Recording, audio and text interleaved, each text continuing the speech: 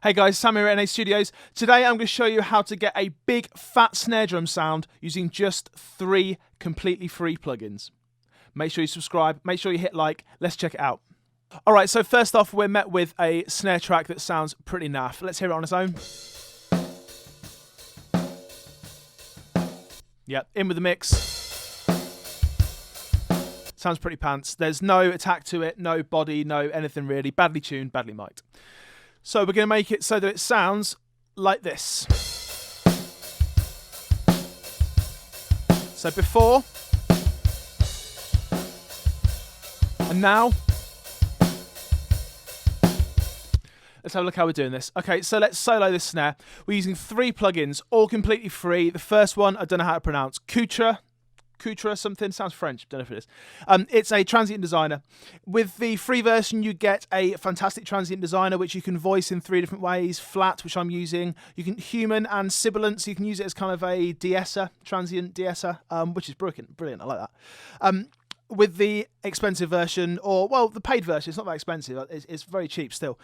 You can get saturation on there as well. I'm led to believe that's quite cool, but I haven't tried it out for this. The second one is Slate Digital, and this is Virtual Mix Rack. I'm cranking some highs, cranking some lows. Brilliant plugin this. It's in their mastering section, but I love it for drums. It sounds fantastic, especially on snare. And then finally, we're using this Waves Factory snare buzz, so it kind of emulates the sound of a bottom snare mic. Just adds a little bit of shimmer on the top. Let's have a listen then. So initially, let's bring in this transient designer. So it's completely dry. On its own. That's great. Now you can do some really extreme sounds. You can go ×1, ×2, ×3. So the control, it goes up to maximum, then you can actually multiply that by 3 as well. Let's have a listen to it. If it were by 3, I think we're probably going to clip, but we'll hear. By 2. That's cool, so it just gives you even more of that transient. We can change the speed at which it reacts, we can change the speed at which it returns to normal, all kind of attack and release stuff. But for now, we're just going to pop it on number 2. We might bring up to number 3 afterwards, we'll see.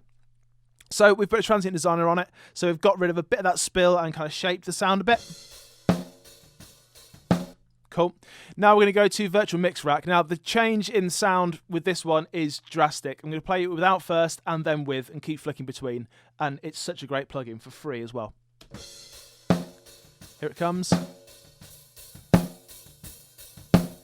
Without. And then. Loads of bottom end, loads of shimmer. Fantastic. Nice and fat. And then the snare buzz. This is a kind of a subtle one, but let's hear what it does. So without it first. Then. Just adds that underlying kind of snare bottom stuff. There's a few controls on here. Tightness of the snare wires, and then we can change the actual snare as well, the snare that we're using. Let's just scroll through these.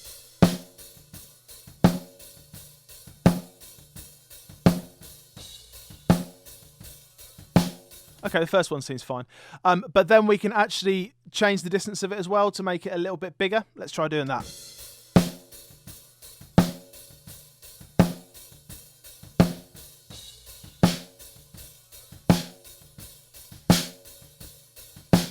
So it just takes that kind of immediacy away from it. Typically when you have a snare bottom mic, you have to be careful with the placement, because if you get it too close to the wires, you get that really weird nasal sound, which this kind of counteracts. I like it quite close though. Let's take it right down and let's bring the mix up gradually.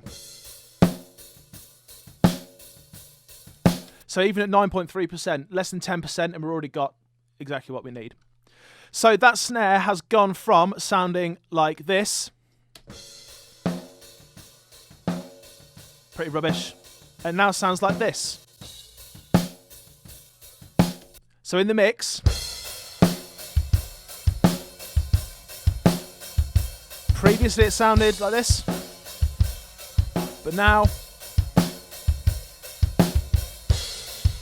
I think we could even go a bit further with that if we do this transient detail a bit more, a bit fatter. Let's crank this.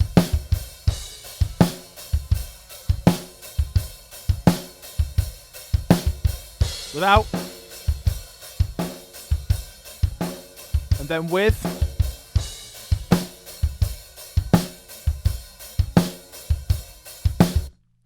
Fantastic sound for absolutely zero money, no pounds, no pence, no dollars, no cents. Okay, this is a great way of fattening up your snare drum sounds, and the kind of stuff that you're learning with this, with the transient designer and then EQing and then adding a little extra something on top, that's a good process to go through, because if you're doing the transient designer after you're doing the EQ, it's going to kind of mess with it. Let's hear how the sound changes if we do that, just for the hell of it. So this is with the transient designer after Revival.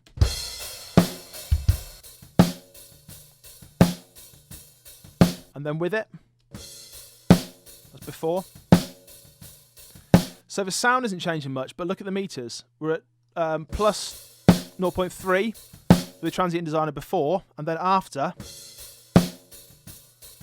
we're clipping, because it's EQing before, and then it's sensing the transient has got all that bottom end, so it's actually bringing that bottom end up a bit more. So it could be something that you're going for, and maybe that you like that sound, but just need to be aware that wherever you put the transient designer in the chain, it's going to have a slight effect on what's going on. All right, I hope you found that useful. Make sure you check out all the rest of the videos we've got. Make sure you subscribe, hit like, and I'll see you next time. Thanks a lot.